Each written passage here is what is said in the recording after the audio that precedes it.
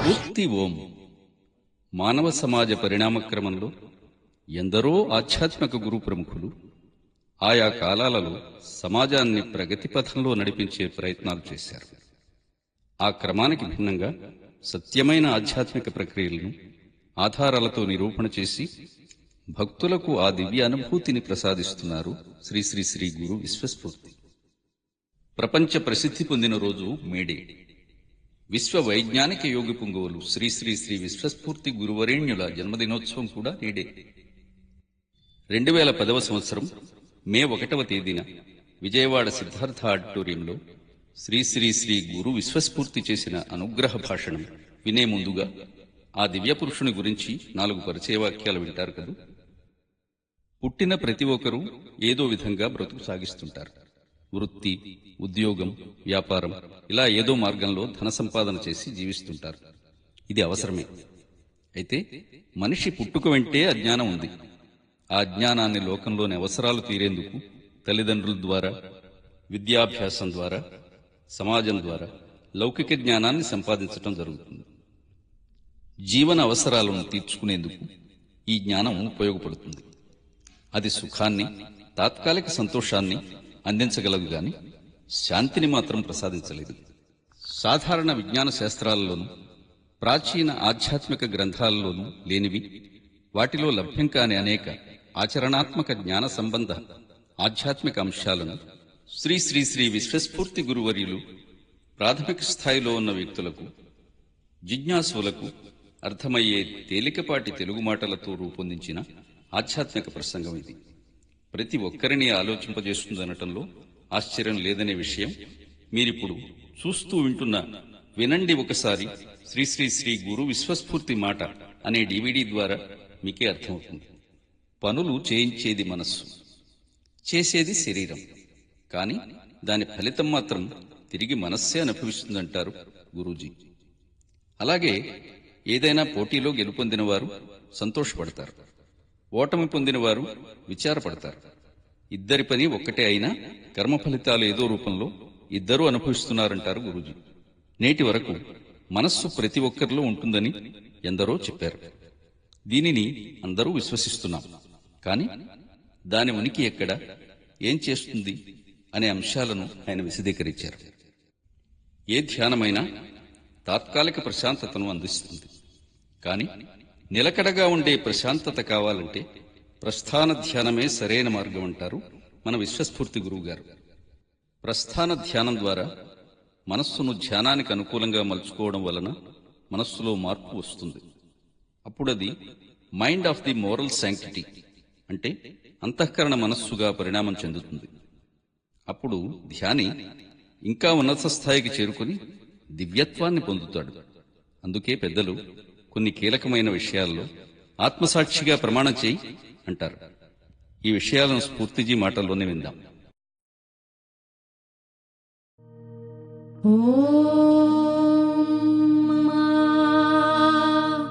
విశ్వరూపే శక్తిరూపే విశ్వస్ఫూర్తి గురవే నమః.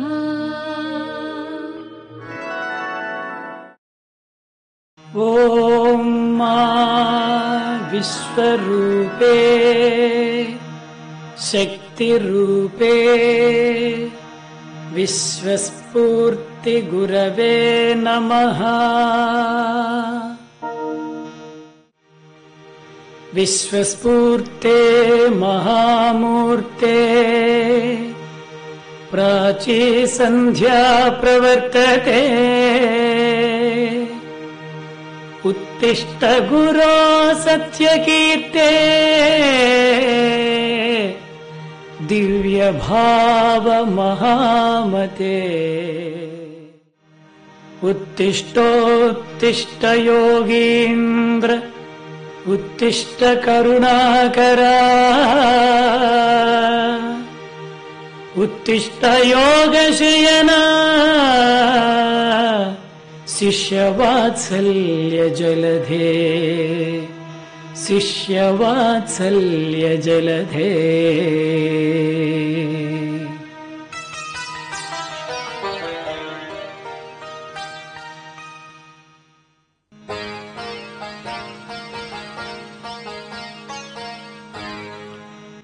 ఆధ్యాత్మిక జ్ఞానరంజిత నవ్య రూప శాస్త్రీయ దృక్పద సుమనోహర దివ్య రూప విజ్ఞాన కోశ విభుదేశ వికాశ విశ్వస్ఫూర్తే మహాద్భుతమతే తవ సుప్రభాతం సుప్రభాతం సుజనాలవాల శ్రీ సుగుణైకవారిధే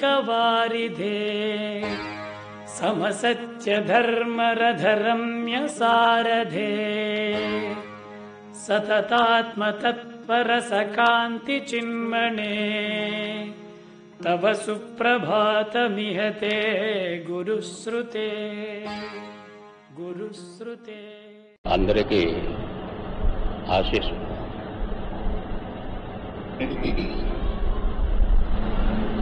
ఈరోజు నేను పుట్టినరోజని ఏదో ఫంక్షన్ చేయాలని వీళ్ళు అభిలాష పడితే సరే అన్నా. నాకు అంత అభిలాష ఉండదు. సరే పుట్టడం జరిగింది. ఏ మనిషి అయినా తాను పుట్టిన విషయం, ఆ వివరాలు తనకు తెలియవు. ఎవరన్నా చెప్పాలి, తల్లిదండ్రులు కానీ మరి ఎవరైనా కానీ. ఆ బయోడేటా పుట్టిన వివరాలు చెబితేనే పుట్టిన వారికి తెలుస్తాయి, కానీ వాళ్ళందరికీ వాళ్ళకి తెలియదు. సరే పుట్టాం. పుట్టకముందు ఎక్కడున్నాం? ఓ ప్రశ్న.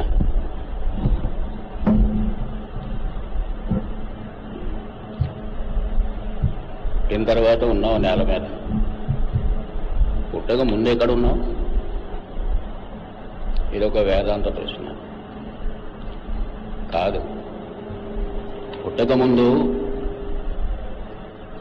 తల్లి అండంలో ఉన్నాం, తండ్రి జీవకణంలో ఉన్నాం. లేకపోవడం కాదు, వారిద్దరిలో ఉంటేనే తర్వాత మనం పుట్టడం అంటూ జరుగుతుంది. సరే, ఎందుకు పుట్టాం? అదొక ప్రశ్న. బ్రతకడానికి. అలా అనుకుంటే అన్ని జీవులు కూడా అంతే చేస్తున్నాయి. పుట్టాయి గనక బ్రతుకుతున్నాయి. బ్రతకలేని పరిస్థితుల్లో అవి ఏవో అయిపోతున్నాయి. కర్మ కోసం పుట్టామనేది ఒక భావన. పుట్టినందుకు కర్మ చేయాలి అనేది రెండోది. కర్మ కోసం పుట్టాము అనే విషయంలో అవును కాదనేటువంటి అవకాశం ఉంది. అది వాళ్ళ నమ్మకం. పుట్టినందుకు కర్మ చేయాలనేది వాస్తవం. అది అందరూ అంగీకరించాల్సిందే. ఎందుకని అందరూ చేస్తున్నది అది. పుట్టినందుకు బతకాలి, బతకడానికి ఏదో చేయాలి. పుట్టినందుకు బ్రతకాలి, బ్రతికేందుకు ఏదో చేయాలి. ఏదో చేయడం ఎందుకంటే బ్రతకడానికి అవసరమైనటువంటి ఆహారం, నీరు, వసతి, సౌకర్యాలు వీటిని సమకూర్చుకోవడానికి. అవి కావాలంటే డబ్బు కావాలి. ఏదో చేస్తే డబ్బు వస్తుంది. అది వృత్తి కావచ్చు, ఉద్యోగం కావచ్చు, ఏదైనా కావచ్చు. దాంతో మనీ వస్తుంది. ఆ డబ్బును మారకం వేసి మనకు కావలసినవి తెచ్చుకుంటాం. సరే, అంతవరకు బాగానే ఉంది. ఇది అందరం చేస్తున్నదే. ఈ చేసే పనిని కర్మనాల. ఉద్యోగం చేస్తున్నాం, చేసే ప్రతిదాన్ని కర్మ అనడానికి వీల్లేదు. ఉద్యోగం చేస్తున్నాం, కర్మ చేస్తున్నానంటే కుదరదు. కర్మ అంటే ఏమిటి మరి? చేసే పని కాదా? ఏదో పని చేస్తాం, మంచి కావచ్చు, చెడ్డ కావచ్చు. బ్రతకడానికి అవసరమైనటువంటి దానికోసం ఎవరికి వీలైనది, ఎవరికి సాధ్యమైనది అవకాశాలను బట్టి చేస్తుంటాం. చేసే ప్రతిదాన్ని కర్మనాల. ఇంతకీ కర్మ అంటే ఏమిటి? పని అంటే ఏమిటి?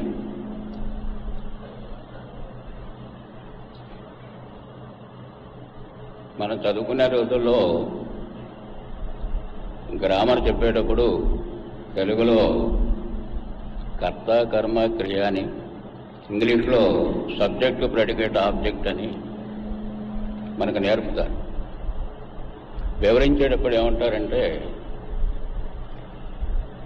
క్రియ అంటే చేయడం అని, దానిని చేసేటటువంటి వ్యక్తి కర్త. కర్త క్రియ రెండు సరే. కర్మేది? దేనిని కర్మనాలి? ఇంగ్లీష్లో కూడా సబ్జెక్టు ప్రెడికేట్ ఆబ్జెక్టు. ప్రెడికేట్ అంటే చేయడం, క్రియావాచకం. దానిని చేసేటటువంటి వ్యక్తి సబ్జెక్టు. మరి ఆబ్జెక్టు సంగతి ఏమిటి? అది కర్మ. కర్మను గురించి కొంచెం వివరంగా ఆలోచన చేయాలి. ఉదాహరణకు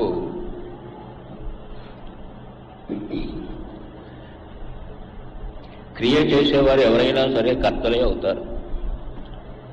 ఉదాహరణకి ఈ బాక్సింగ్ అనేది తీసుకున్నాం అనుకోండి, ఒక క్రీడ. ఇద్దరు యోధులు ఆ గోదావరిలోకి వెళ్తారు.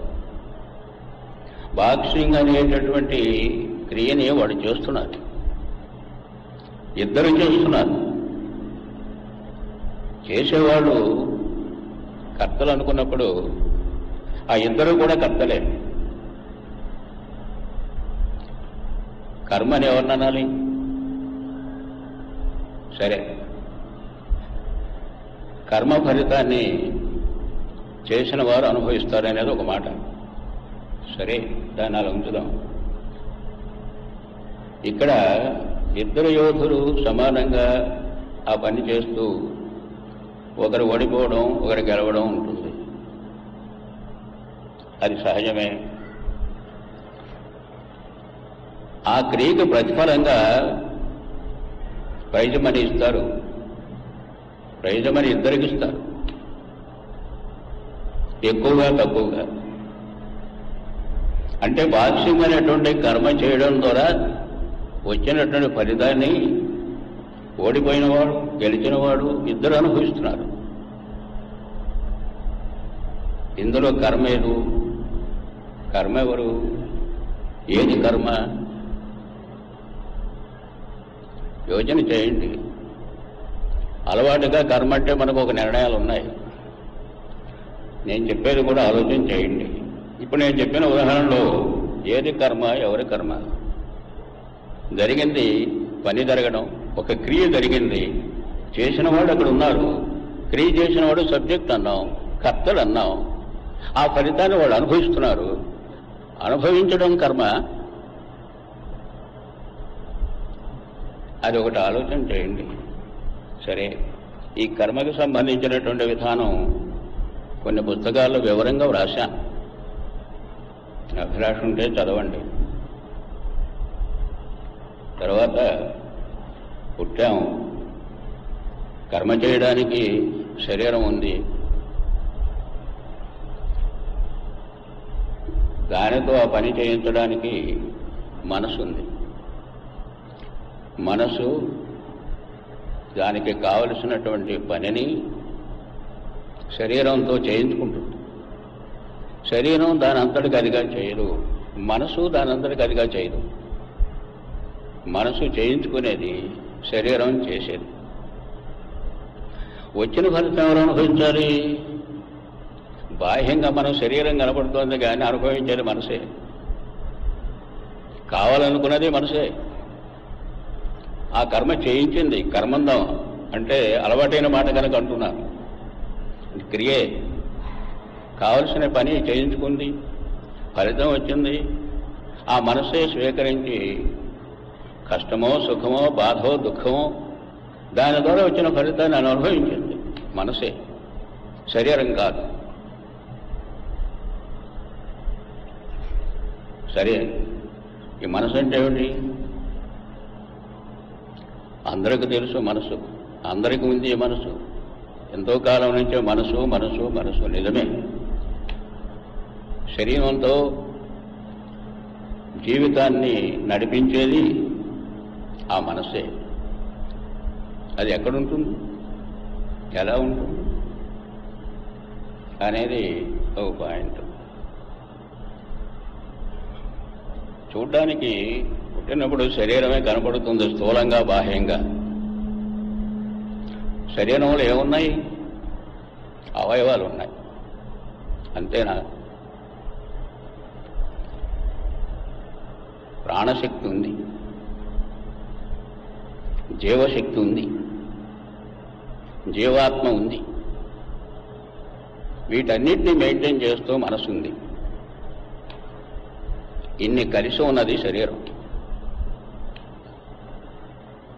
దీనిలో శరీరం అనేటువంటిది ప్రకృతి నుంచి పంచభూతాలు అనేటువంటి వాటితో ఏర్పడుతోంది. పంచభూతాలంటే 5 ఎలిమెంట్స్, వైటల్ ఎలిమెంట్స్. సృష్టి ఏర్పడడానికి 92+ ఉన్నాయి. జీవ పదార్థం ఏర్పడడానికి 5 ఉన్నాయి. ఈ 5లో జీవ పదార్థం ఏర్పడి అది ప్రకృతిగా స్థిరపడి ఆ ప్రకృతిలో ఉన్నటువంటి జీవం జీవిని పుట్టిస్తుంది. ఆ జీవులు అనేకం. కనుక ఈ శరీరాన్ని మెయింటైన్ చేసేటటువంటిది ప్రాణశక్తి, మనస్సు, శరీరం. ఇంతవరకు భౌతికం, కనిపిస్తాయి లేదా అనిపిస్తాయి. జీవశక్తి అనేది ఒకటి ఉంది. ప్రాణశక్తితో పాటు జీవశక్తి అనేది ఒకటి ఉంది. అది జీవ పదార్థానికి వచ్చిందే కానీ తయారైంది కాదు. జీవాత్మ అనేది ఒకటి ఉంది. అది కూడా ఎక్కడుంటుంది అంటే మరో మనసు పుస్తకంలో రాశాను వివరంగా. జీవాత్మ అంటే ఏమిటి, జీవం అంటే ఏమిటి, శరీరములు అవి ఎక్కడుంటాయి అనే వివరంగా రాశాను. ఎందుకనంటే జీవశక్తి అనేటువంటిది ప్రకృతి నుంచి వచ్చింది, జీవ పదార్థానికి వచ్చింది జీవశక్తి. కానీ ప్రాణశక్తి ప్రొడక్షన్, అది ప్రొడక్ట్ అవుతుంది, తయారవుతుంది. వేటి నుంచి? నీరు, ఆహారం. ఈ రెండింటికి తోడుగా శ్వాస ద్వారా ఈ ప్రాణవాయువుని, ఆక్సిజన్ లోపలికి పంపిస్తే అది నీటిని, తాగిన నీటిని, ఆహారాన్ని మెటబాలిక్ వ్యవహారంలో ప్రాణశక్తిగా మారుస్తుంది.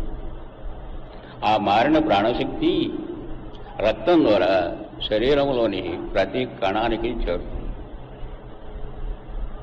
ప్రాణశక్తి తయారైంది, రెడీమేడ్గా శరీరంలో లేదు అనే దానికి రుజువు ఏమిటి? దాహం వేస్తే నీళ్లు తాగలేదనుకోండి, నీరసం పట్టుకుంటుంది, అంటే ప్రాణశక్తి కోట తగ్గింది. ఆహారం తినకపోతే కూడా అదే పరిస్థితి. ఒకరోజు లేక 2 రోజులు, పూటకి ఈ రెండూ గనక లోపలికి వెళ్ళకపోతే ప్రాణశక్తి సన్నగిలిపోతుంది, క్రమంగా తగ్గిపోతోంది. అంటే దాని అర్థం ప్రాణశక్తికి నీరు, ఆహారం అవసరం అని తెలుస్తూనే ఉంది. ఆ రెండు మానేసినప్పుడు కలిగేటువంటి పర్యవసానాన్ని బట్టి ప్రాణశక్తికి ఈ రెండు అవసరం అనేది స్పష్టం. ఇంకా షార్ట్కట్లో శ్వాస దానికి ఆధారం. ఈ శ్వాస ఆపితే ప్రాణశక్తి విషయం ఏమిటో తెలుస్తుంది. ముక్కు మూసేసామనుకోండి, ఆహారం సంగతి అలా ఉంచండి, నీటి సంగతి అలా ఉంచండి, శ్వాస ఆగిపోయింది, ఏం లేదు, ప్రాణమే లేదు. కనుక ప్రాణశక్తి అనేటువంటిది శరీరంలో స్థిరంగా ఉన్నది కాదు, తయారవుతోంది. ఈ విషయం కూడా కొంచెం మార్పుగా కనపడుతుంది మీకున్న అభిప్రాయాలు. అయినా ఆలోచించే అవునో కాదు. ఇకపోతే మనసు ఉంది. ఇది కూడా ఎక్కడుంటుంది?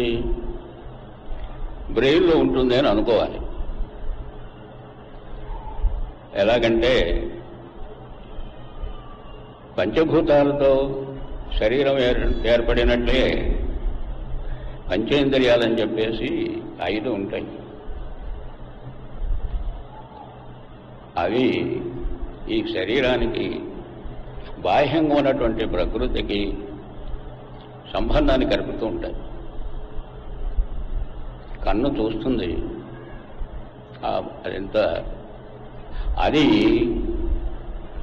ఆ జ్ఞానేంద్రియం ద్వారా బ్రెయిన్కు చేరుతుంది. బ్రెయిన్ దాన్ని తీసుకుంటుంది.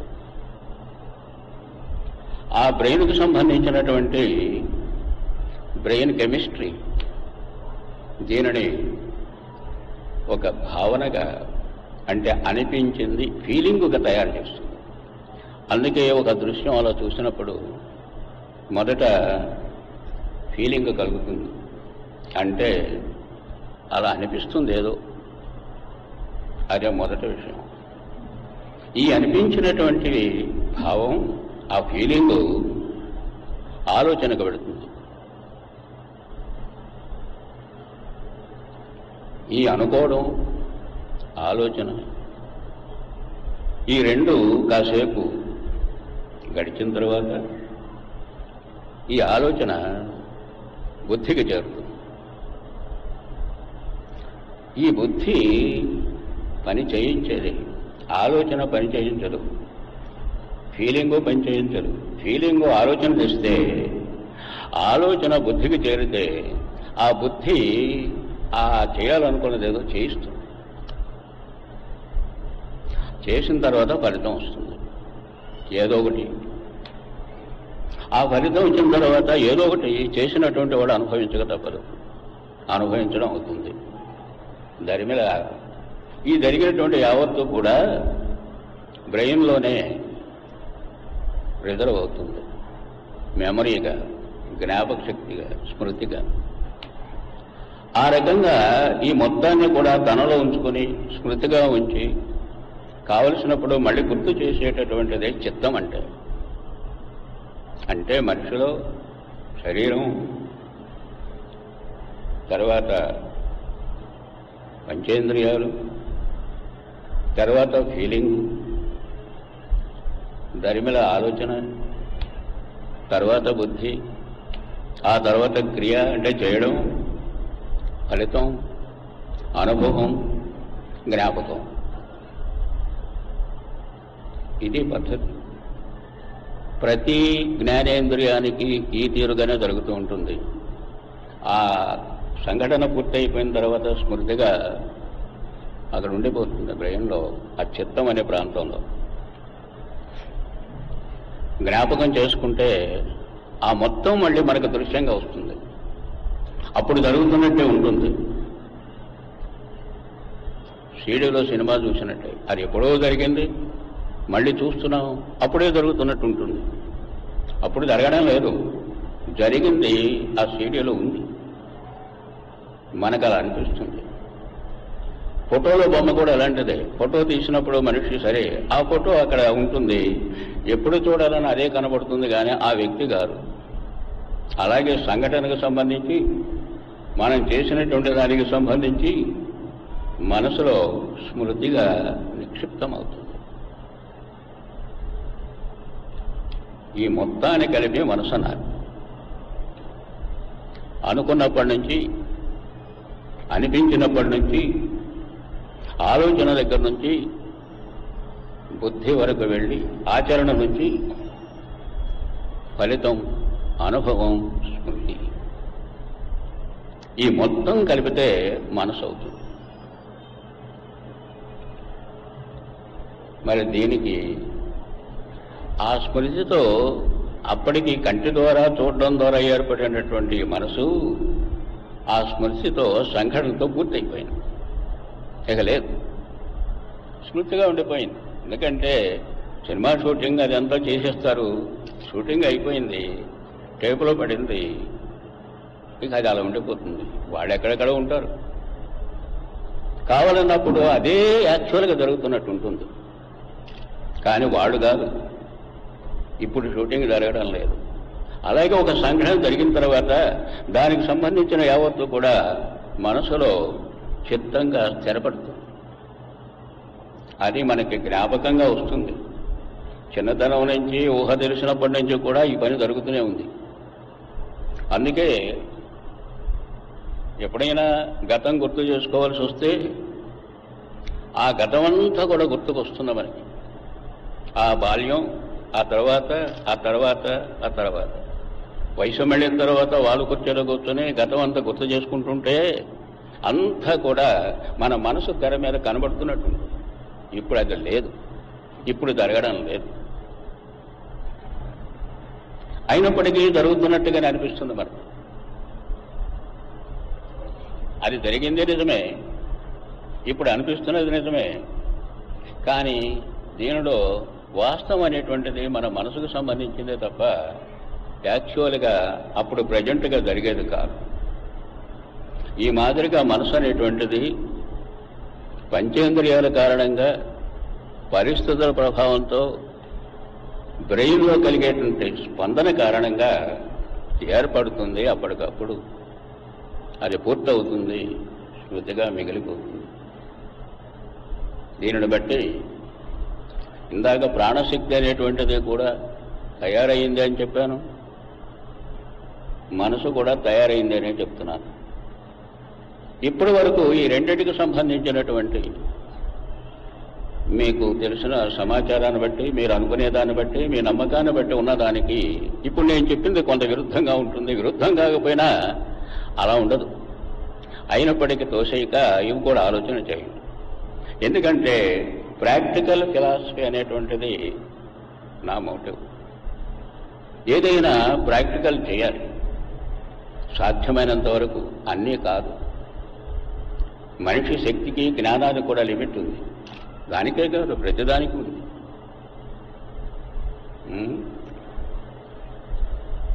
ప్రతి ఆకారానికి కూడా లిమిట్ ఉంటుంది. పెద్దదా చిన్నదానికి కాదు, సృష్టికి లిమిట్ ఉంది. కనుక ఈ మనసు ఇలాంటిది. మనసు తయారవుతోంది అనేటువంటిది మనం కాసేపు మనసులో ఉంచుకుంటే తయారయ్యేటువంటి దాన్ని మనకు కావలసినట్టుగా కూడా మార్చుకోవచ్చు. ఉదాహరణకి గృహ నిర్మాణం చేయాలనుకున్నాం, దానికి కావలసినటువంటి మనకు అవసరమైనటువంటి దాని ప్లాన్గా గీస్తాం కాగితాల మీద. ఏమేమి కావాలో అన్నీ కూడా చేస్తాము. దాన్ని ఫైనల్ చేసిన తర్వాత ఆ మేసన్కి ఇవ్వడం, వాళ్ళు కన్స్ట్రక్షన్ స్టార్ట్ చేస్తారు. ఈ ప్లాన్ తయారయ్యేటప్పుడే మనకు కావలసినవన్నీ ఏర్పాటు చేసుకుంటే ఆ తీరుగానే ఆ బిల్డింగ్ తయారవుతుంది. అలాగే ఏదైనా తయారీలోనే మనం జాగ్రత్త తీసుకుంటే ఆ మాదిరిగా అనేది తయారవుతుంది. ప్రతి విషయం అంతే. ఏది చేయాలనుకున్నప్పటికీ కూడా ఆ ప్రారంభంలోనే మనకు కావలసినటువంటి స్థితిగా మార్పులు చేసుకుంటే ఆ తీరుగానే అది ఫినిష్ అవుతుంది. ఇది అనుభవంలో అందరికీ చూస్తున్నదే. అలాగే మనసు కూడా జ్ఞానేంద్రియాలతో ఏర్పడుతోంది, కానీ రెడీమేడ్గా మన బ్రెయిన్లో లేదు. కనుక ఆ మనసుని మనకి కావలసిన రీతిగా మార్పు చేసుకునే అవకాశం ఉంది అనేది దీన్ని బట్టి తెలుస్తోంది. స్కెచ్ స్టేజ్లో ప్లాన్ మార్చుకున్నట్టే ఈ మనసు ఏర్పడేటప్పుడే దానికి కావలసిన రీతిగా మనం మార్పులు చేసుకోగలిగితే మంచిగా అది అలాగే తయారవుతుంది. అయితే మనసు ఏర్పడేదే కానీ స్థిరంగా ఉండేది కాదు అనేది మనసులో ఉండాలి. మనం అంటే మనకి తెలిసి ఉండాలి. అది ఉంది అని అనుకుంటే ఇక మార్పు చేసేదే ఉండదు. మరి మార్పు చేయాలి. దేని ద్వారా జరుగుతుంది? ప్రతిదానికి దానికి తగినటువంటి ఇన్స్ట్రుమెంట్ ఉంటుంది మార్పు కోసం.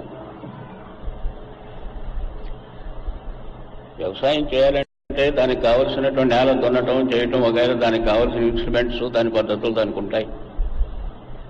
చదువుకోవాలంటే దానికి సంబంధించి ఉంటాయి. ఇంజనీరింగ్ అంటే దానికి సంబంధించి ఉంటుంది. వైద్యం అంటే దానికి సంబంధించినటువంటి విధానం ఉంది.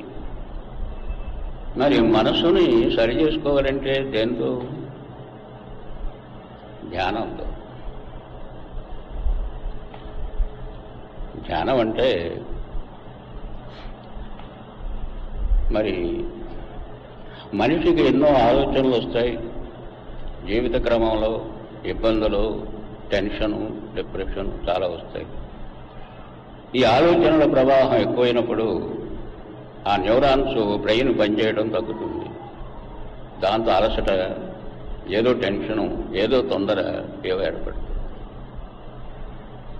దానిని తగ్గించుకోవడానికి ధ్యానము అనేటువంటిది ప్రస్తుతం ఆచరణలో ఉంది. అది అనేక రకాలుగా ఉండొచ్చు, అనేక పేర్లతో ఉండొచ్చు. జరిగేది ధ్యానమే. ధ్యానం దేనికోసం చేయాలి? ఆలోచనలు తగ్గించుకోవడానికి. సరే, దేనితో చేయాలి? ఇక్కడ ప్రశ్న ఉంది. మనసుతో చేయాలా? ఈ ఆలోచనలకి నిలవైనటువంటి ఆ మనసే దానితో ధ్యానం చేయడం అంటే ఎలాగా? ధ్యానం అంటే ఆలోచనలను తగ్గించుకోవడానికి ప్రయత్నం చేయడం అనేటువంటిది అందరూ అనుకుంటారు. సరే, కొంతసేపటికి అలా తగ్గిపోయినట్టు ఉంటాయి. బ్రెయిన్లో ఆ సంఖ్య తగ్గినట్టు ఉంటుంది. ఒక రిలీఫ్గా ఉంటుంది. ఎందుకని? ఎండలో నడుస్తూ నడుస్తూ చెట్టు కిందకు వెళితే రిలీఫ్గా ఉంటుంది. ఎంతసేపు ఉంటుంది? అలాగే శ్రమ చేస్తూ చేస్తూ కాసేపు కూర్చుంటే, రెస్ట్ తీసుకుంటే రిలీఫ్గా ఉంటుంది. చదవడం, రాయటం కాసేపు చేసిన తర్వాత అలసడకుంటే కాసేపు అలాగితే రిలీఫ్గా ఉంటుంది. మళ్ళీ మామూలే. అయినా అప్పటికైనా రిలీఫ్ వచ్చేటువంటి అవకాశం ఉంది కనుక అలా చేయవలసిందే. దీన్ని సెన్సరీ మెడిటేషన్ అనాలి. అంటే ఆలోచనకి కారణమైనటువంటి ఈ జ్ఞానేంద్రియాలని, వాటి చర్యల్ని తగ్గించడం, వాటి ఫంక్షన్ని కాస్త తగ్గించడం క్రమంగా. ఎందుకనంటే బ్రెయిన్ పనిచేయాలంటే, ఆలోచనలు కావాలంటే బ్రెయిన్ పనిచేయాలి. బ్రెయిన్ పనిచేయాలంటే జ్ఞానేంద్రియాలు కావాలి. ఆ జ్ఞానేంద్రియాల ద్వారానే ప్రవాహంగా వస్తాయి ఇవన్నీ.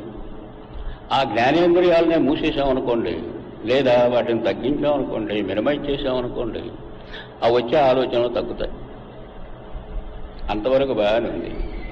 మళ్ళీ మామూలు స్థితి జీవితంలోకి వచ్చిన తర్వాత అవన్నీ మళ్ళీ చుట్టుముట్టాయి. లేకుండా పోలేదు, అప్పటికి లేవు. అయినప్పటికీ కూడా ఆ కాసేపటికైనా ఆ ధ్యానం మనకు రిలీఫ్ ఇస్తోంది, ప్రశాంతత కలిగిస్తోంది టెంపరీగా.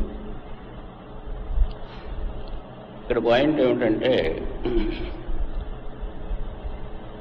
మనసుకి కారణమైనటువంటి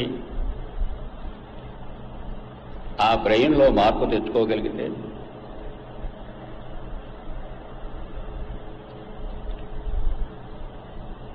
ఆ మనసులోనే మార్పు తెచ్చుకోగలిగితే, ఆలోచనల ఒత్తిడితో మనని ఇబ్బంది పెడుతున్నటువంటి ఆ మనసులోనే మార్పు తెచ్చుకోగలిగితే, ఈ అవస్థ అంతా ఉండదు.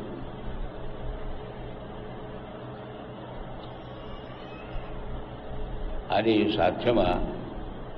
సాధ్యమే. ఈ రకంగా కేవలం అప్పటికి ఆలోచనలు ఆపు చేసుకుని తాత్కాలిక ప్రశాంతత పొందడం అనేటువంటి ధ్యానంతో పాటు ఆ బ్రెయిన్లోనే కొన్ని మార్పులు తెచ్చుకుని దానితో తయారైన మనసులోనే కొన్ని మార్పులు తెచ్చుకోగలిగితే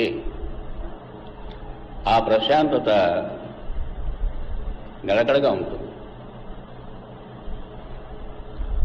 ఎటు వెళ్ళినా సరే, ఎందుకంటే జీవితాన్ని నడిపించేది మనసు, ఆ మనసును తయారు చేసేది బ్రెయిన్, ఆ బ్రెయిన్కి ఆ స్థితిని కలిగించేవి ఇంద్రియాలు, ఆ ఇంద్రియాలకి సపోర్టు చేసేటటువంటి ఎన్విరాన్మెంట్స్, పరిసరాలు, పరిస్థితులు. ఇదొక లింకు. వీటిని తెంచుకొని ఎక్కడికో వెళ్ళడం సాధ్యం కాదు. జీవితంలో ఇవి మనకు వెంటాడుతూనే ఉంటాయి, కాదనుకోవడానికి లేదు.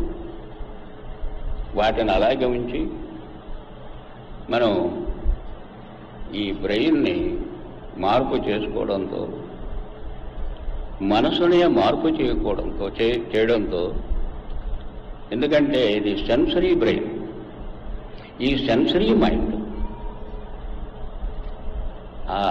దానిని మార్పు చేసుకోగలిగితే మనకు లభించే ప్రశాంతత నిత్యం ఎప్పుడు ఎక్కడైనా ఉంటుంది. ఆ స్థితి కలిగించేటటువంటి ధ్యానాన్ని ప్రస్థాన ధ్యానం అంటున్నాను. ఇందాక సెన్సరీ మెడిటేషన్ అది, ఇది ప్రస్థాన ధ్యానం నేను చెప్తున్నది. అంటే బ్రెయిన్లోను తద్వారా మనసులోను మార్పు తేగలిగినటువంటి ధ్యానం. మామూలు స్థితిలో మనం చేసేటటువంటి ధ్యానం కొంతకాలం పాటు మనసులోకి ఆలోచనలు రాకుండా చేసుకునేటువంటి ప్రక్రియ. సెన్సెస్ పనిచేస్తూనే ఉంటాయి, బ్రెయిన్ కూడా అదే మళ్ళీ మామూలు అవుతుంది. దీనిని అది సెన్సరీ మెడిటేషన్. నేను చెప్తున్నది ప్రస్థాన ధ్యానం, ఎస్టెంట్ మెడిటేషన్ అంటారు. ఈ మెడిటేషన్ ద్వారా బ్రెయిన్లో మార్పు తెచ్చి, మనసులో మార్పు తెచ్చి, దానికి కొత్త రూపాన్ని కలిగించవచ్చు, సాధ్యమే. ఆ ప్రస్థాన ధ్యానంలో బైబర్త్ మనకు వచ్చినటువంటి ఆ ఇంద్రియ మనసుని ఒక స్టేజితో మార్పు చేస్తే mind of the moral sanctity అని చెప్పేసి మార్పు చెందుతుంది. ఆ బ్రెయిన్లో వచ్చే మార్పు కారణంగా దానిలో ఏర్పడేటువంటి మనసు ప్రస్థాన ధ్యానంలో రెండో విడతగా mind of the moral sanctity అవుతుంది. మనసే కాస్త మార్పు వచ్చింది. దానిని ఇంకాస్త కంటిన్యూ కనుక చేసి ఉన్నట్లయితే మరొక మార్పు వస్తుంది, మరొక మార్పు వస్తుంది, మరొక మార్పు కూడా వస్తుంది.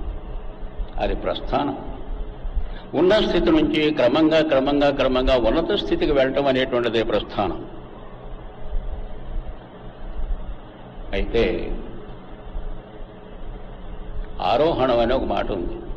కొండ ఎక్కడం, పైకి ఎక్కడం. దానికి దీనికి ఏమిటి తేడా? ప్రస్థానానికి ఆరోహణకి అది శారీరకంగా జరుగుతూ ఉంటుంది, ఇది మనసుతో జరుగుతుంది. అది తేడా. ఈ రకమైనటువంటిది ఈ ప్రస్థానంలో మనసుని మార్పు చేసుకుంటూ ఆయా దశలకు ఆధ్యాత్మిక స్థాయికి కూడా వెళ్ళొచ్చు. కేవలం భౌతిక జీవితానికి సంబంధించే ఆ ప్రశాంతత కోసమే లిమిట్ అవ్వకుండా దానితో పాటు ఆధ్యాత్మిక స్థితి వరకు కూడా మనసును తీసుకువెళ్ళవచ్చు. ఆధ్యాత్మికం అంటే ఆత్మకు సంబంధించి తెలియడం అనేది ఆధ్యాత్మికం. ఇది ఎక్కడుంటుంది? మనిషిలోనే ఉంటుంది, శరీరంలోనే ఉంది. ఎలాగంటే జీవాత్మ రూపంలో ప్రతివాడు చెప్తారు అందరిలోనూ జీవాత్మ ఉంది అని. జీవాత్మ అంటే ఆత్మ పరమాత్మ నుండి ఏదైనా కానీ ఆత్మ యొక్క సూక్ష్మత అది మన శరీరంలో ఉంది అని చెప్పేసి అందరూ చెబుతున్నారు, అంగీకరిస్తున్నారు. వేదాంతం కూడా అదే చెబుతోంది. అయితే మనం ఎప్పుడు చూడలేదు, కనపడలేదు. కనపడనంత అదంతా కూడా లేదనడానికి లేదు, మనకు తెలియనంత మాత్రం చేత లేదనడానికి లేదు. ఉంది, తెలుసుకోలేకపోయాం అనుకోవాలి. లేదనకూడదు, తెలియలేదనాలి. కాదనకూడదు, కావచ్చునేమో అనాలి. ఈ రకంగా ఆత్మ అనేది అదే జీవాత్మ పేర ఆత్మ. ఆత్మకు సంబంధించినదే ఆధ్యాత్మికం అయితే మన శరీరం ఆధ్యాత్మికం ఉన్నట్టే కదా.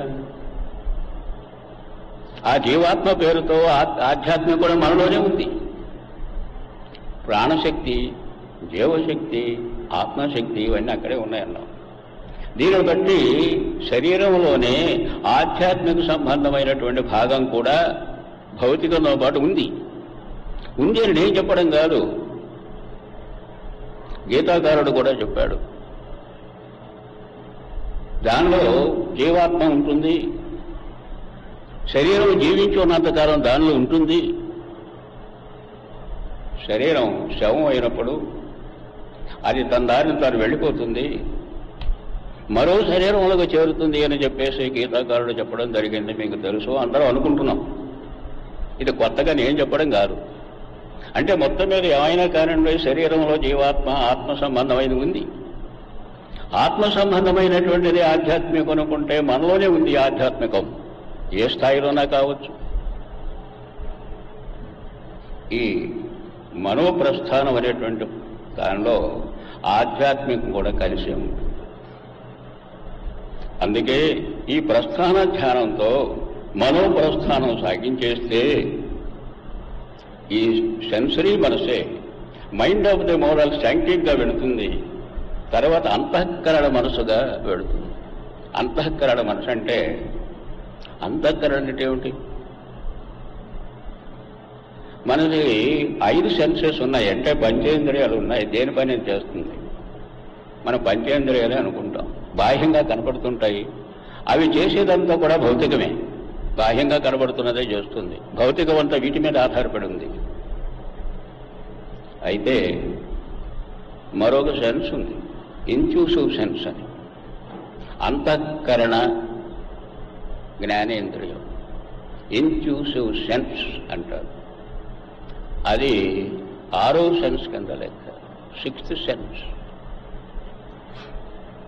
ఈ 5 ఇంద్రియాలకి సంబంధం లేని విధంగా మరొక తీరులో ఉంటుంది.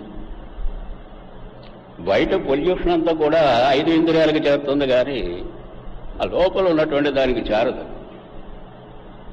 ఉదాహరణకి ఏదో సందర్భంలో మాట్లాడుకుంటుంటే ఎవరో వాళ్ళు వీళ్ళు చెబుతుంటే మనం అంటుంటాం, ఆ చెప్పేది అబద్ధం అని చెప్పేసి మనం అనిపించినప్పుడు అంతరాత్మ సాక్షిగా గుండె మీద చేవేసి చెప్పు అంటాం. అంటే 5 ఇంద్రియాలు కానటువంటి అంతఃకరణ మనసు అది పవిత్రమైంది, నిజాయితీ కలిగిందనే కదా మనం అలా అంటాం. వాస్తవమే. దానికి బాహ్య ప్రపంచకానికి సంబంధించిన పొల్యూషన్ ఉండదు గనక అది పవిత్రంగానే ఉంటుంది. అదే అంతఃకరణ మనసు.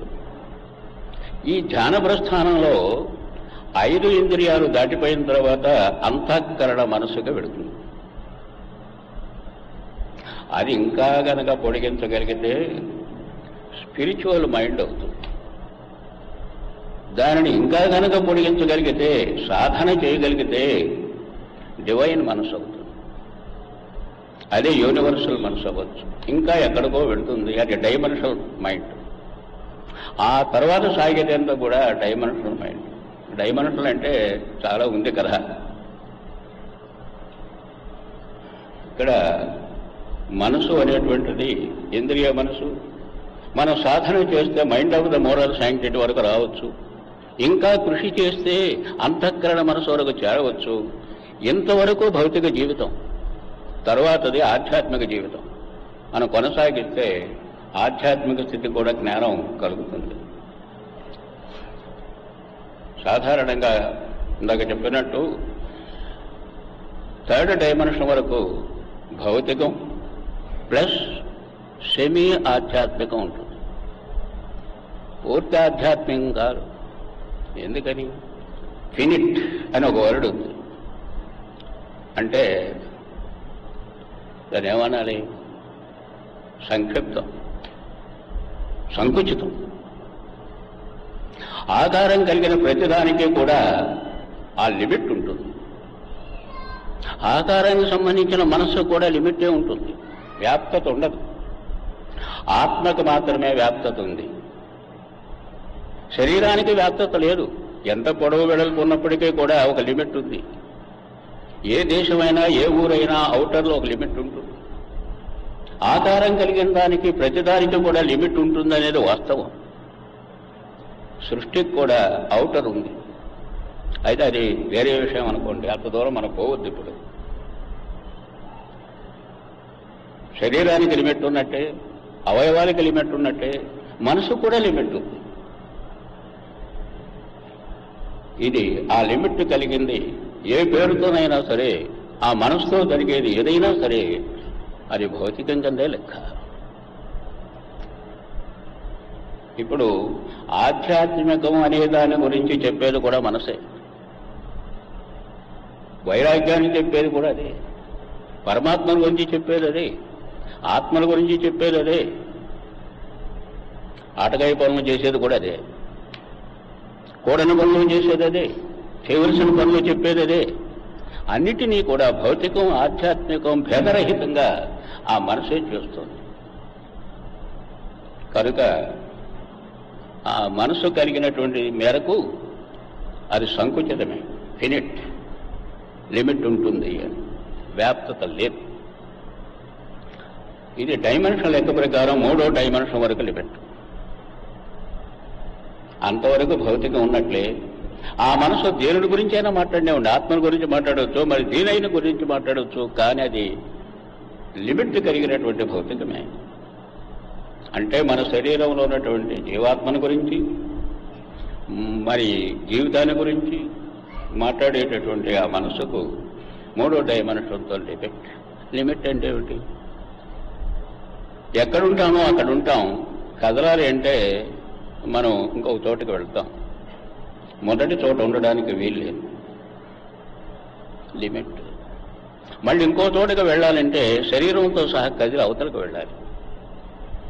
దానితో పాటు శరీరంతో పాటు ఆ మూమెంట్లో ఆ శరీరంలో ఉన్నటువంటి మనసు పెడుతోంది, ప్రాణశక్తి పెడుతోంది, జీవాత్మ పెడుతోంది, జీవశక్తి పెడుతోంది. అన్నీ దాంతో పాటే పోతుంటాయి. లిమిట్ కలిగిన భౌతికం అనుకున్నప్పుడు అది ఏ రూపంలో జరిగినప్పటికీ కూడా శరీరగతమైనటువంటిదంతా కూడా భౌతికమే. ఆత్మ వ్యాప్తత కలిగింది, లిమిట్ ఉండదు. ఈ రకంగా ఈ ప్రస్థాన ధ్యానంతో సెన్సరీ మనసు మరో మనసు వరకు చేరుతుంది. ఈ మధ్య పుస్తకం రాశాను, మరో మనసు. ఆ మరో మనసులో వివరాలన్నీ రాశాను. మరో మనసు అంటే ఏమిటో అంటే మనసుకి లిమిట్, ఆ తర్వాత మనసు ఉండదు. మరేముంటుంది? ఉంటుంది మనసు.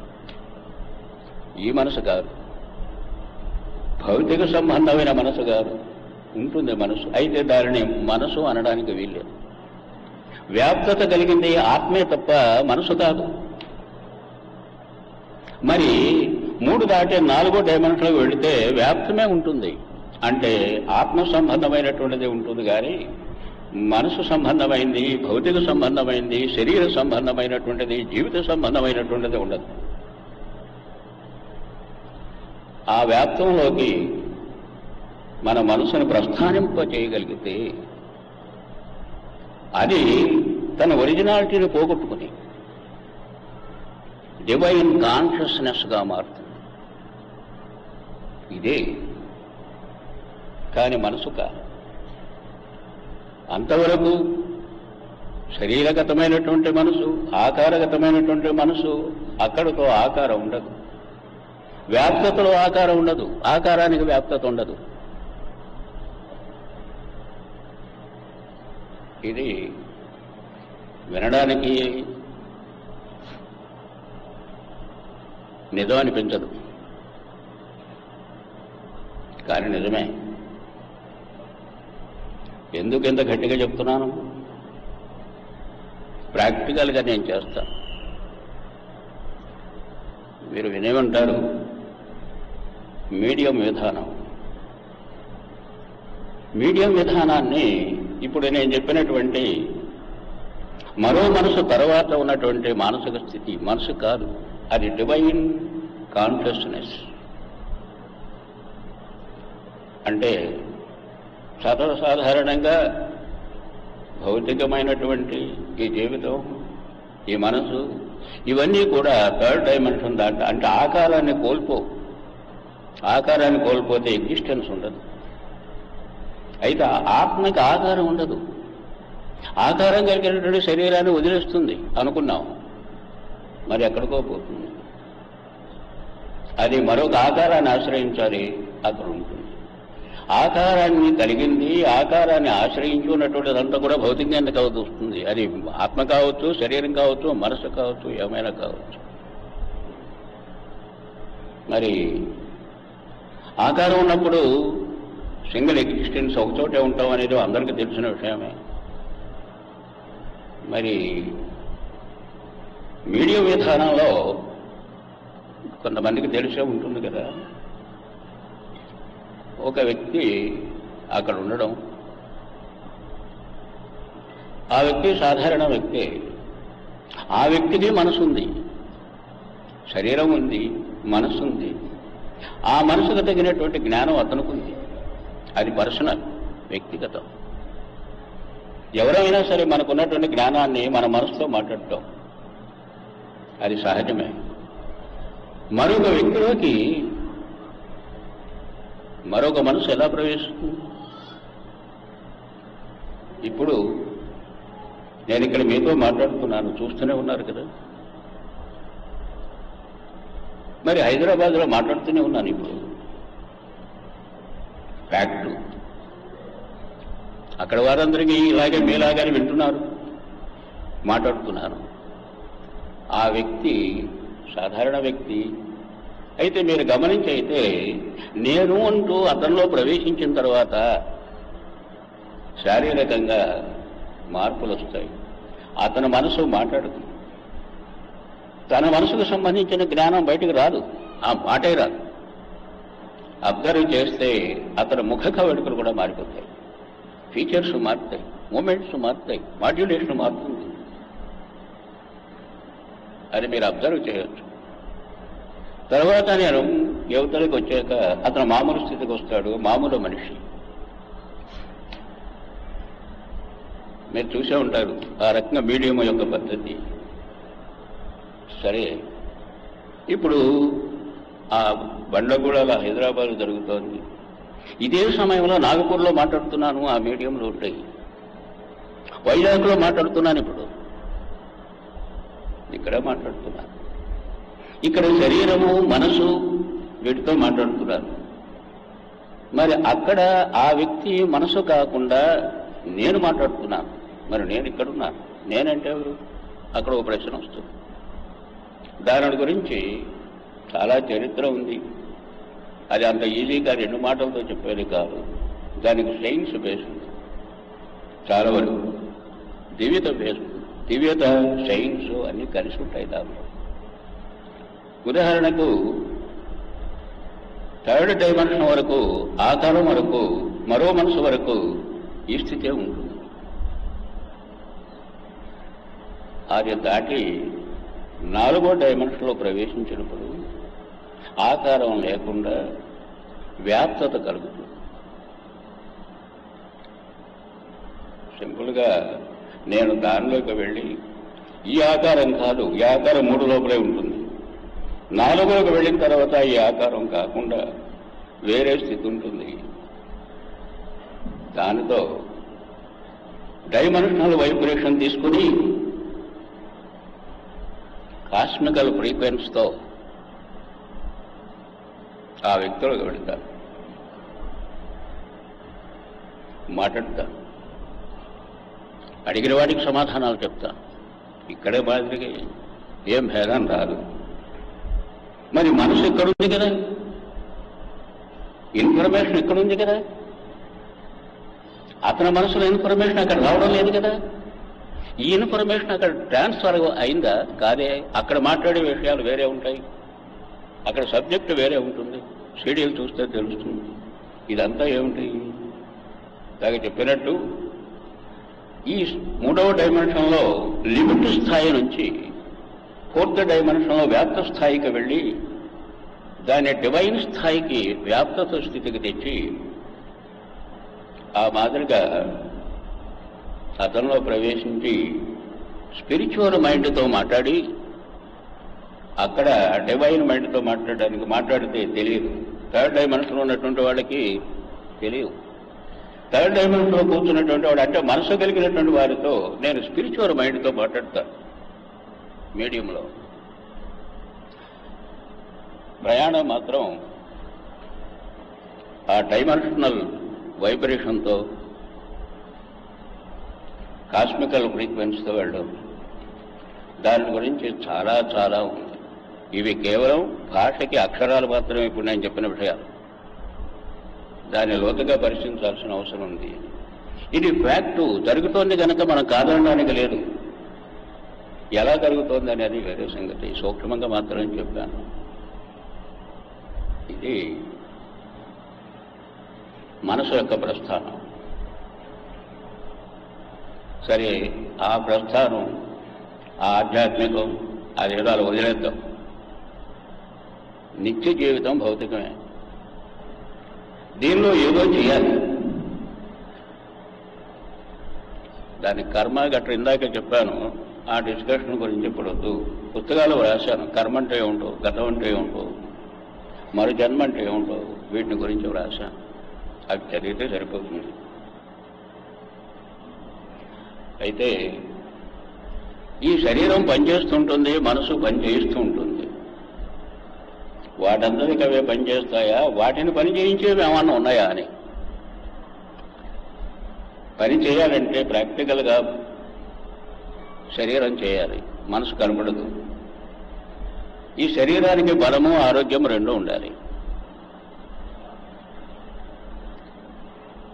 దానికి ఆహారం నిలువగానే సరే అనుకోండి, ఆరోగ్యం కూడా కావాలి. దీనిలో త్రిదోషాలని, శరీరంలో 3 దోషాలు ఉంటాయి ఆయుర్వేద ప్రకారం కానీ అదన్న కానీ. ఆ 3 దోషాలు బ్యాలెన్స్లో ఉన్నప్పుడు ఆరోగ్యం ఉంటుంది. అంటే ఆ త్రిదోషాలు అనబడేటువంటివి శరీరంలో ఉన్నటువంటి ఇమ్యూనో శక్తిని, బ్యాలెన్స్ని మెయింటైన్ చేస్తాయి. అది అక్కడ ఉన్న విషయం. ఇమ్యూన్ అంటే అనారోగ్యాన్ని అడ్డుకుంటుంది, ఆరోగ్యాన్ని మెయింటైన్ చేస్తుంది అని.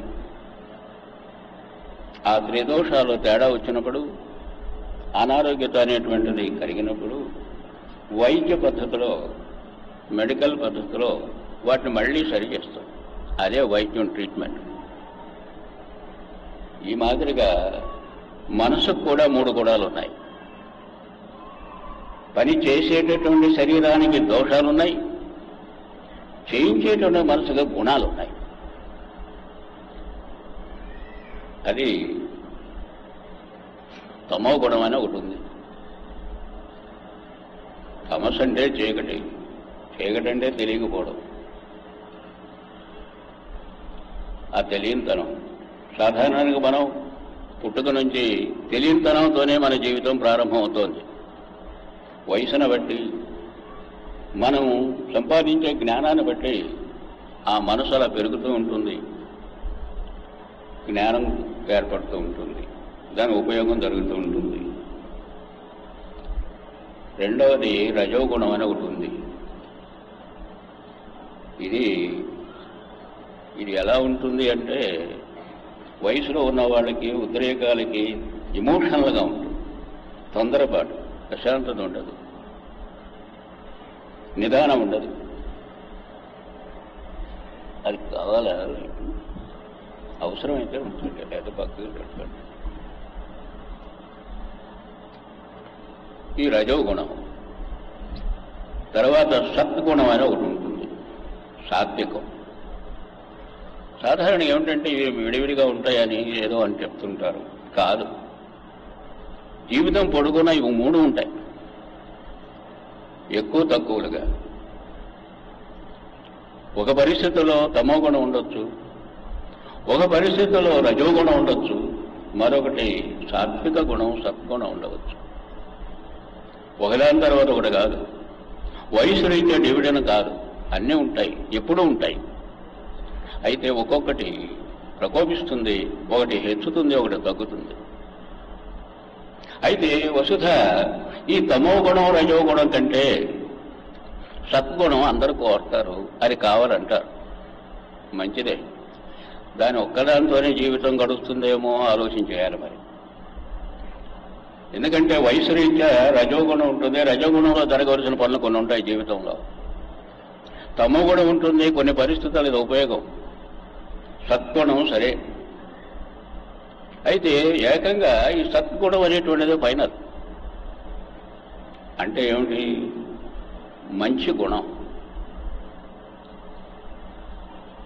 ఈ అరిషడ్ వర్గాలని కొన్ని చెడ్డ పనులు ఉన్నాయి, అవి మనిషిలో ఉండకూడదు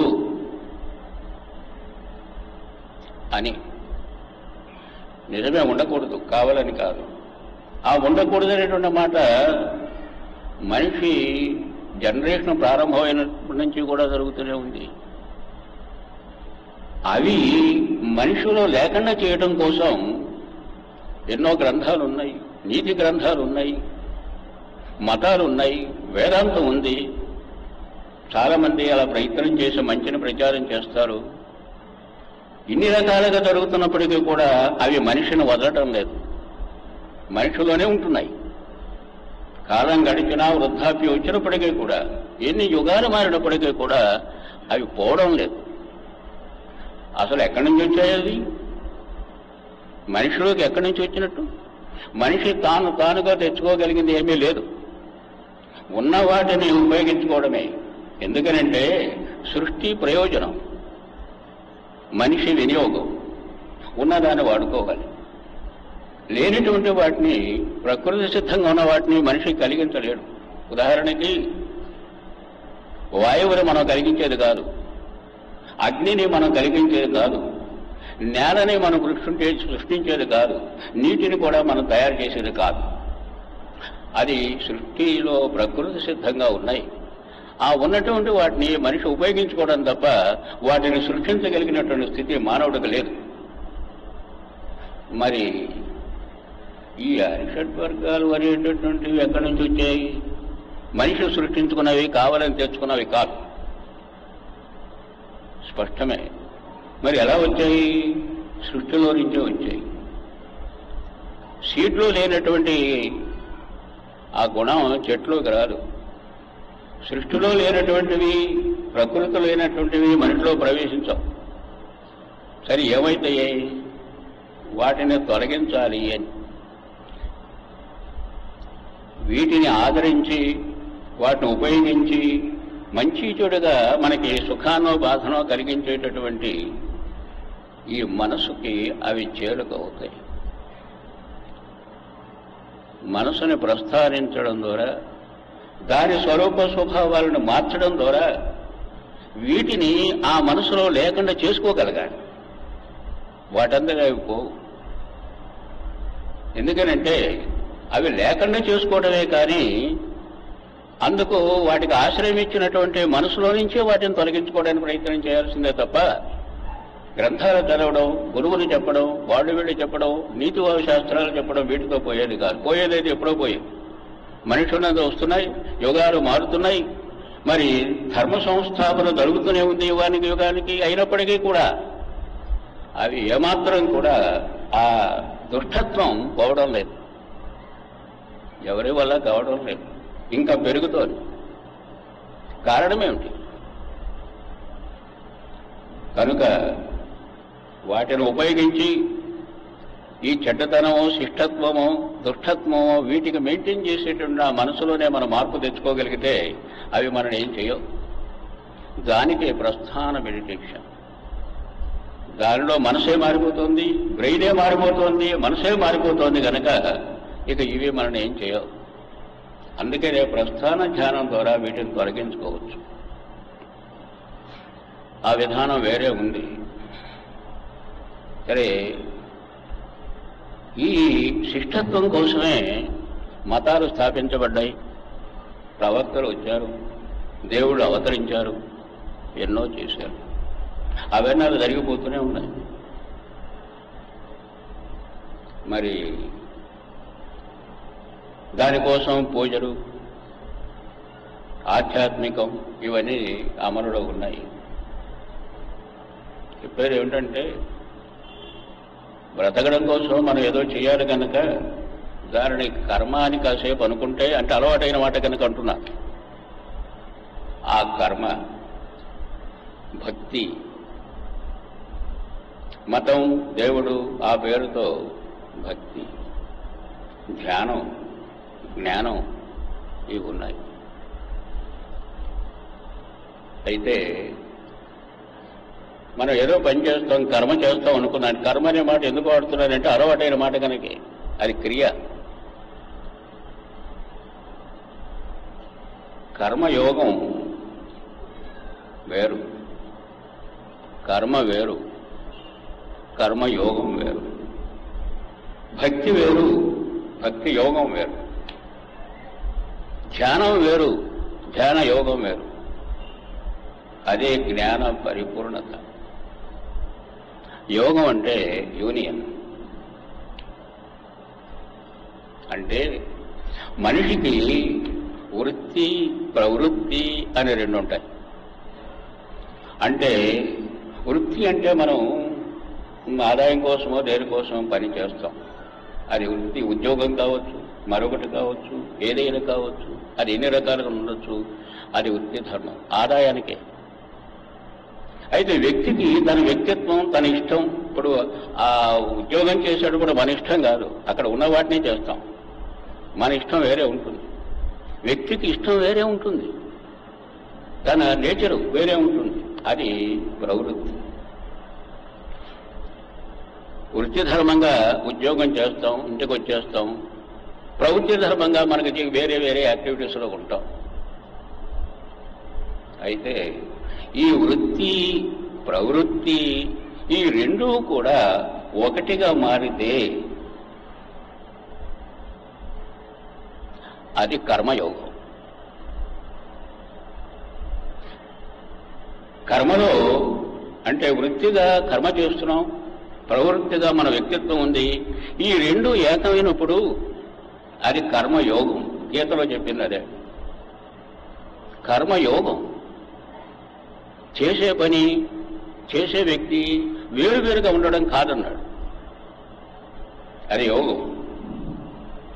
అలాగే భక్తికి సంబంధించి ఏదో ఒక దేవుడికి నిత్యం పూజ చేసుకుంటూ ఉంటాం.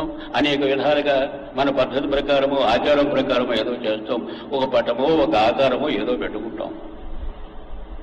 రోజు కాస్త పూజ చేస్తాం, మన పనులకు మనం వెళ్ళిపోతుంటాం. అది పూజ, భక్తికి సంబంధించిన పూజ.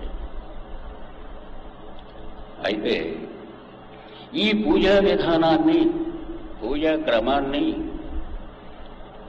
ఎదురుగా ఉన్నటువంటి దేవుడు ఆకారం మీదో లేకపోతే అక్కడ దొరుకుతున్నటువంటి వాటి మీదే మనసు ఉంచడంతో పాటు అలా కాకుండా ఆ పూజా విధానం అంతా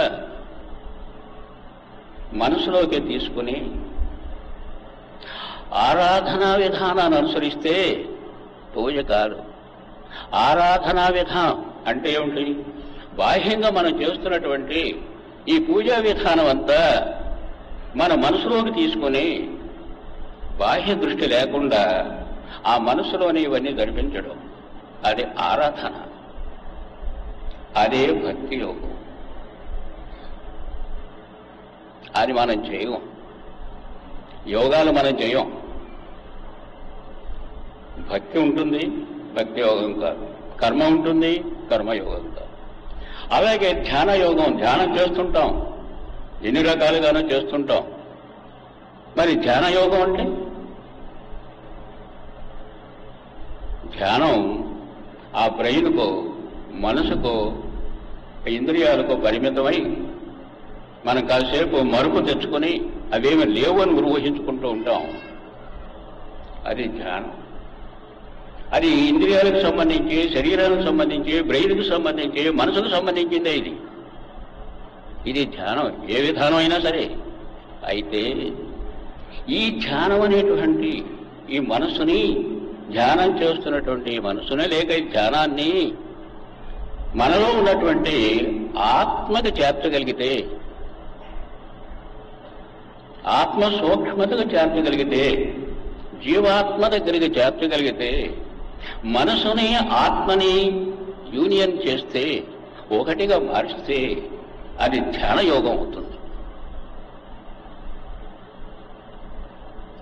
ఈ కర్మయోగం, భక్తి యోగం,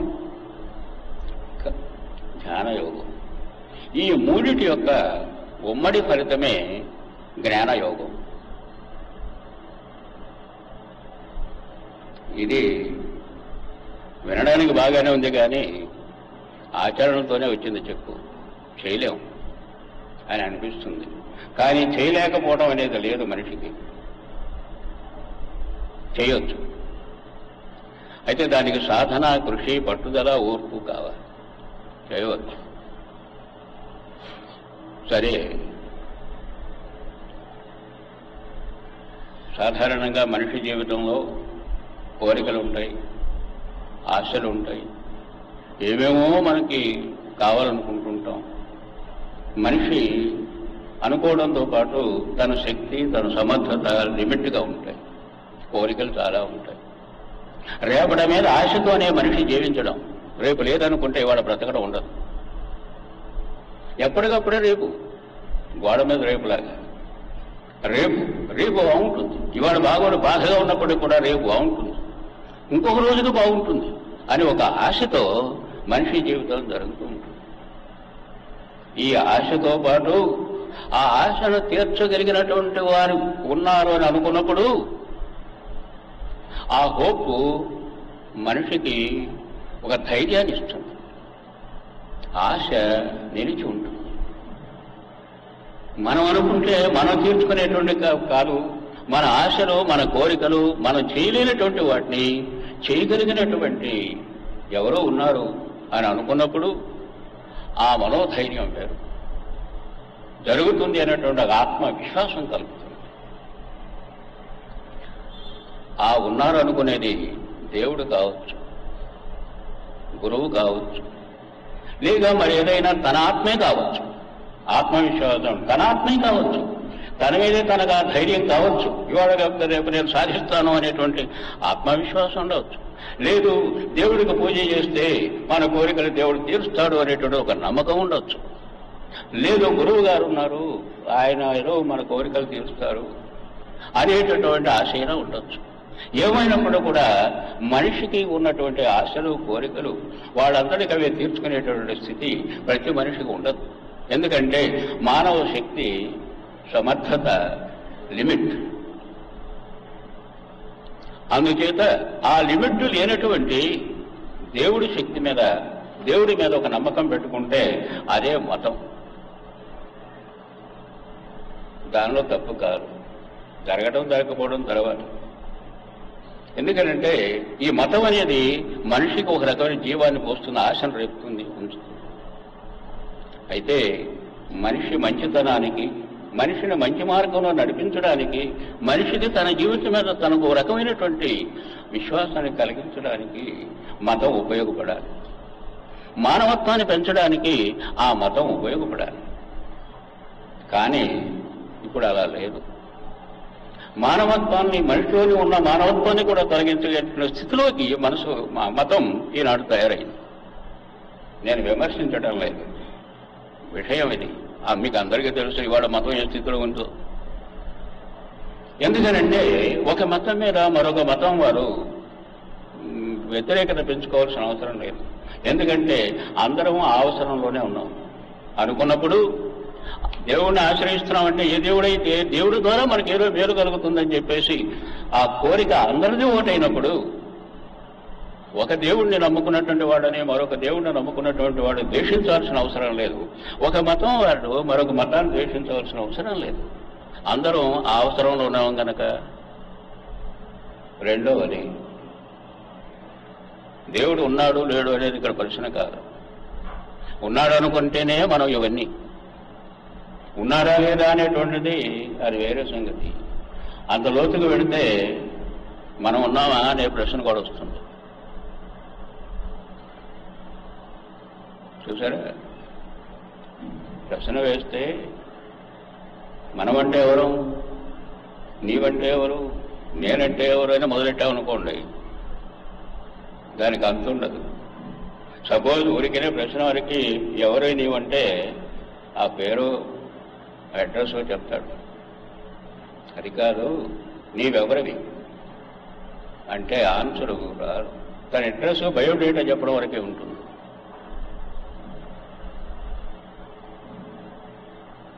ఇంతకు ఎవరు ఎవరు ఎవరు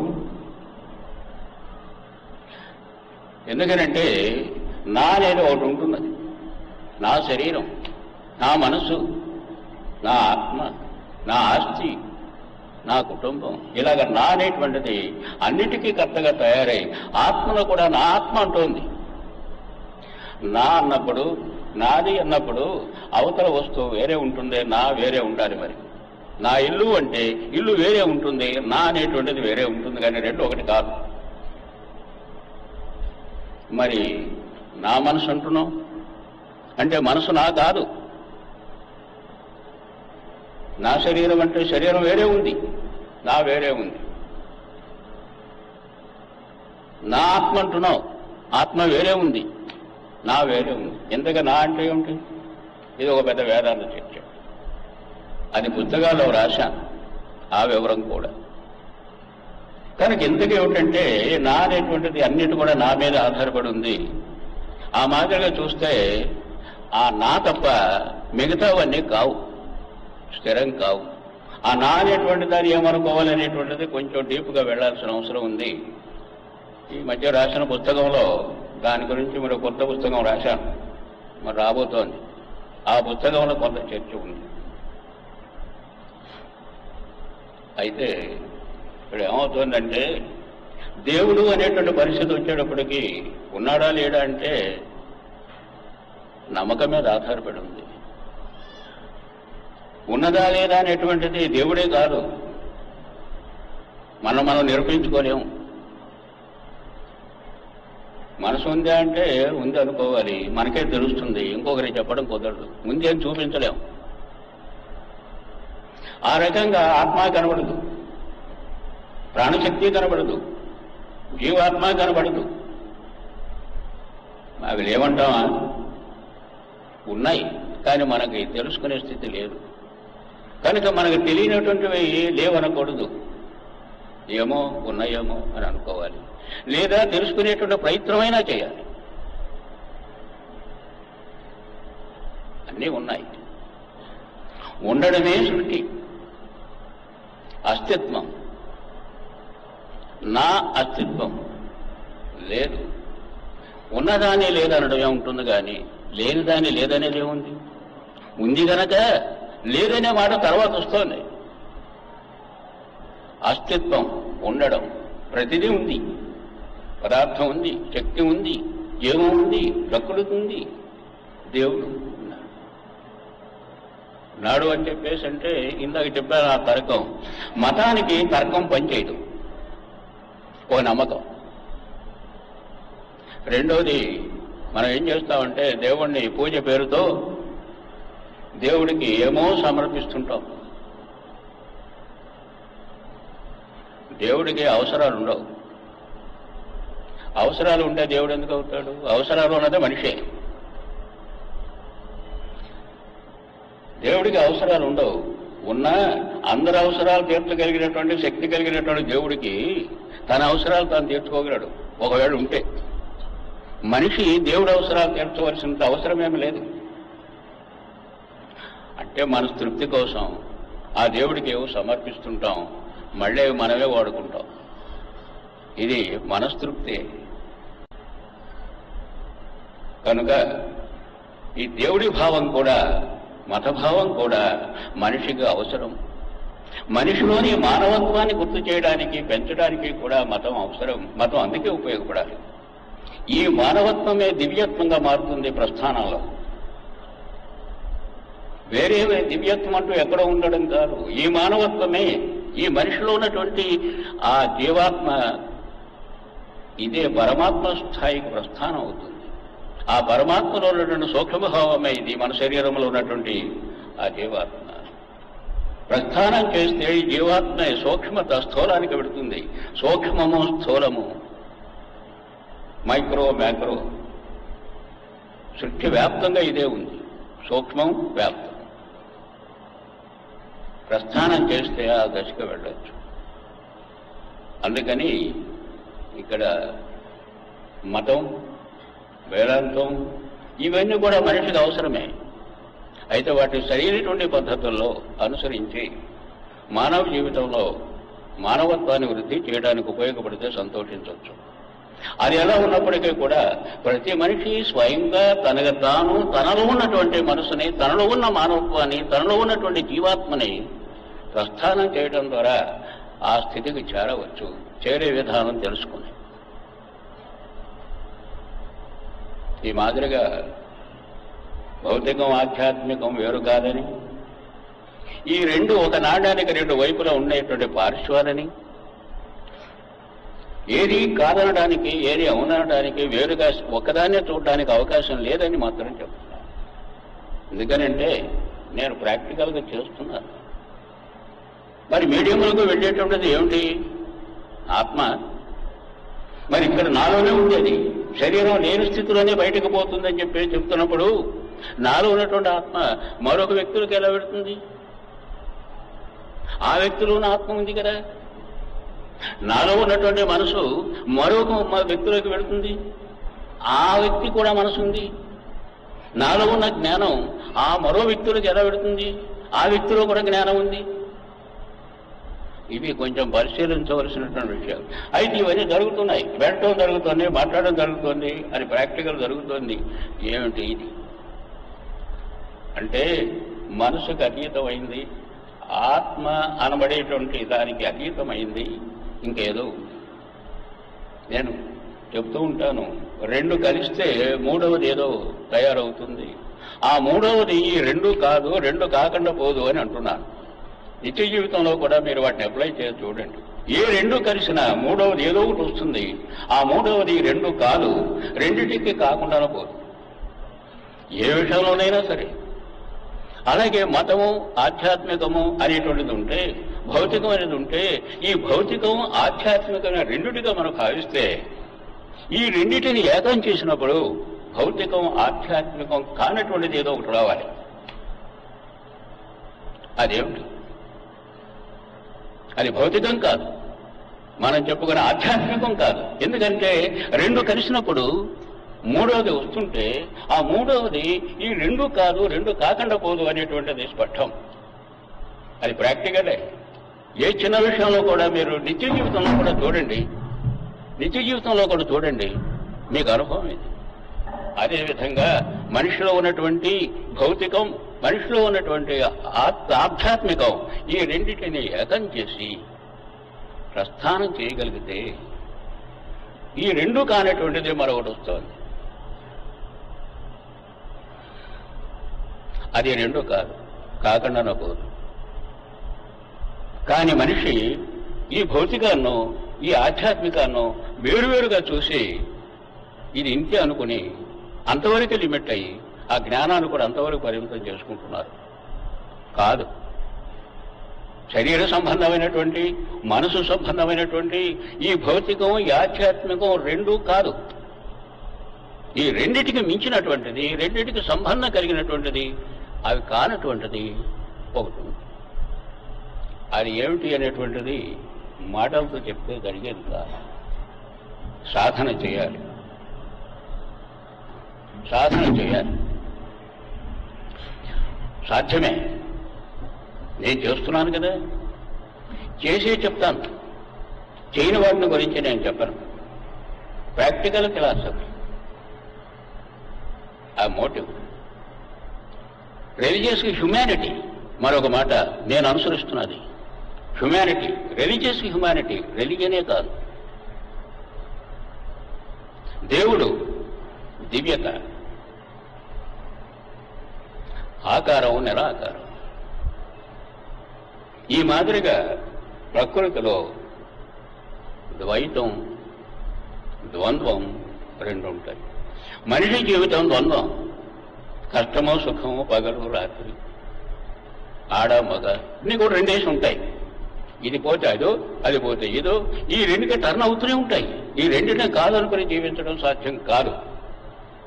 అదే మానవ జీవితం, అదే భౌతిక జీవితం, అదే శరీర జీవితం, అదే మనసు జీవితం. ద్వంద్వం. అలాగే మనలో ఉన్నటువంటి ఈ జీవాత్మ సూక్ష్మత, మరి పరమాత్మ అనబడేటువంటి వ్యాప్తతకి, ఈ రెండిటికి సంబంధించినటువంటిది ద్వైతం. అది వేదాంతంలో చెప్తారనుకోండి. ఈ రెండూ కాకుండా కేవలం పరమాత్మ అయితే, ఒకటే అయితే అది అద్వైతం. అయితే నేను చెప్పేది ప్రస్థానాద్వైతం. నేనంటున్నది ద్వంద్వం ప్రస్థాన జరుగుతుంది, ద్వైతం చేరుతుంది, అద్వైతానికి వెడుతుంది, ప్రస్థానాద్వైతంతో పూర్తవుతుంది. రెండు కలిసింది మరొకటి మూడవది అంటున్నాను. ఆ మూడవదే, ఈ రెండు కానటువంటి ఆ మూడవదే ప్రస్థానాద్వైతం. ద్వైతం అద్వైతం ఈ రెండు కానటువంటిది ప్రస్థానాద్వైతం అని చెప్పేసి మరొకటి ఉంది. ఆ స్థితికి చేరితే వ్యాప్తం అవగలం. మన మనసు వ్యాప్తం అవుతుంది, మనము వ్యాప్తం అవుతాం. ఇందాక నేను చెప్పినట్టు మీడియం విషయాన్ని, జరిగేటటువంటి దాన్ని నేను కొంతవరకే చెప్పాను. అది సైన్స్ పద్ధతిలోనూ ఆధ్యాత్మిక పద్ధతి కూడా యోచన చేయండి. జరుగుతోంది కనుక కాదనలేని పరిస్థితి కనుక దాని గురించి అవును కాదనేది కాకుండా అవుననుకునో కాదనుకునో మూలం తెలుసుకోవడానికి ప్రయత్నం చేయండి. ఎందుకని ఇవి ప్రాక్టికల్గా చేస్తున్నాను కనుక. ఆ స్థితికి చేరడం అంటే ఒకరోజు జరిగేది కాదు, ప్రారంభం జరగాలి. అయితే ఇక్కడ చెప్పేది ఇప్పటికే చాలాసేపు మిమ్మల్ని విసిగించాను. ఏదో మొహమాటానికి ఉన్నారు కానీ కొంత మనసులో ఇబ్బంది పడుతున్నారు. లేకపోతే మనకి ఈ చెప్పినవన్నీ కాస్త మనసులో నిలుపుకొని మీకు సాధ్యమైనంత వరకు వాటి యోచన చేసి వాటిలో ఉన్నటువంటి యథార్థతని గ్రహించడానికి ప్రయత్నం చేయమంటున్నాను. దీనికి తోడు ఈ ప్రస్థాన ధ్యానాన్ని అనుసరించండి. అందుకు తోడుగా శరీరాన్ని కండిషన్లో ఉంచుకోవడానికి యోగా, బ్రెయిన్ని కండిషన్లో ఉంచుకోవడానికి, దాని శక్తి కలగడానికి ప్రాణాయామం, ఈ రెండింటితో ప్రస్థాన ధ్యానాన్ని కొనసాగించండి. అయితే ఆలోచన పరులకి ఒక చిన్న మాట చెప్పి సరిపెడతారు. అంటే యోచన చేస్తారనే నమ్మకం. ఏమంటే ప్రకృతి పురుష అనేటటువంటి అందరికీ తెలిసిన విషయం. ప్రకృతి స్థానంలో ఆకార ఆరాధనా స్థితి కలిగినటువంటి విష్ణు తత్వాన్ని ఉంచండి. మళ్ళీ చెప్తున్నాను, ప్రకృతి పురుష ఈ రెండిట్లో ప్రకృతి స్థానంలో ఆకార ఆరాధనా స్థితి కలిగినటువంటి విష్ణు తత్వాన్ని నిలపండి. ఇది మత విధానం కాదు, నేను చెప్తున్నాను. అలాగే జీవశక్తి అన్నాను, శరీరంలో ఉన్న జీవశక్తి. ఆ జీవశక్తిని నిరాకార బ్రహ్మగా భావించండి. మతం కాదు సుమా. అలాగే మనలో ఉన్నటువంటి జీవాత్మని శివశక్తిగా, శివతత్వంగా భావించండి. వ్యాప్తతత్వంగా భావించండి. ఈ వీటిని ఎన్లైజ్ చేస్తూ మరో మనసు శక్తి సమర్థతతో విశ్వశక్తి, చేతన శక్తి, శాశ్వత శక్తి అయినటువంటి ఆ విశ్వతత్వాన్ని అర్థం చేసుకోండి. అదే మాదిరిగా శక్తి పదార్థం నిర్మాణమైనటువంటి ఈ సృష్టిని, దాని చరణ ధర్మాన్ని అర్థం చేసుకోండి. విశ్వం, సృష్టి, దాని మీద ఆ తర్వాత వచ్చేటటువంటి అన్ని కూడా వాటిలోనే ఉన్నాయి. అవకాశం ఉంటే ఈ రూపంలో ఎన్లైజ్ చేయండి. ఇవి నేను ఆ మతతత్వాన్ని పేర్లు చెప్పానే కానీ అది కాదు. ఎందుకంటే నిజానికి చెప్పితే విష్ణు అంటే విష్ణు తత్వం సృష్టిలోనిదే. బ్రహ్మ అంటే బ్రహ్మతత్వం, బ్రహ్మదేవుడు కాదు.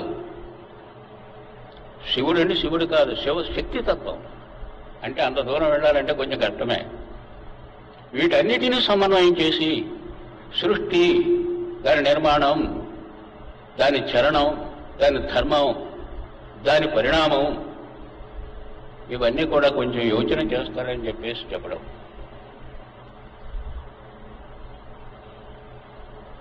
మరి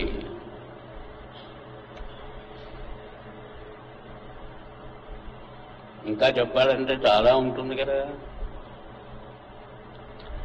ఇప్పటికే చాలా శ్రమించాను, మీకు చెప్పడానికి చాలా ఉంది, ఇంకెంతో ఉంది. అది ఒక చోట ఒక ఉపన్యాసంలో అయ్యేది కాదు. పుస్తకాలు చదవండి, అనంతత అంతం రెండూ ఉన్నాయి. పుస్తకాలు చదవండి, ఎన్నిట్లోనూ రాశాను. అలాగే కర్మ సిద్ధాంతం అనండి, ఏదైనా అన్ని విషయాలు కూడా నేను పుస్తకాల్లో రాశాను, చదవండి.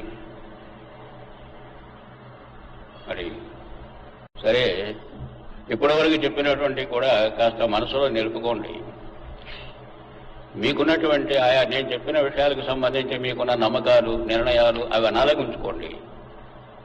నేను కాదనడం లేదు. వీటిని కూడా ఓ పక్కన పెట్టి పరిశీలించండి, ప్రశ్నించండి, పరిశీలించండి, వాస్తవాన్ని గ్రహించండి. ప్రశ్న లేకపోతే వాస్తవం తెలియదు. ప్రశ్నించండి అంటున్నా. ప్రాక్టికల్గా మీ జీవితానికి పోల్చి చూసుకోండి, నిజ జీవితానికి నేను చెప్పిన విషయాలన్నీ. సరే, ఈ జన్మ తేదీకి సంబంధించి, జన్మకి సంబంధించి జరిగే ఉత్సవానికి మీరంతా హాజరైనందుకు అభిమానానికి నేను అభివాదం చేస్తాను.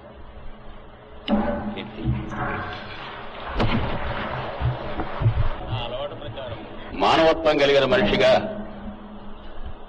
మీలో ఒకరిగా మీ అభిమానానికి నమస్కరిస్తున్నాను.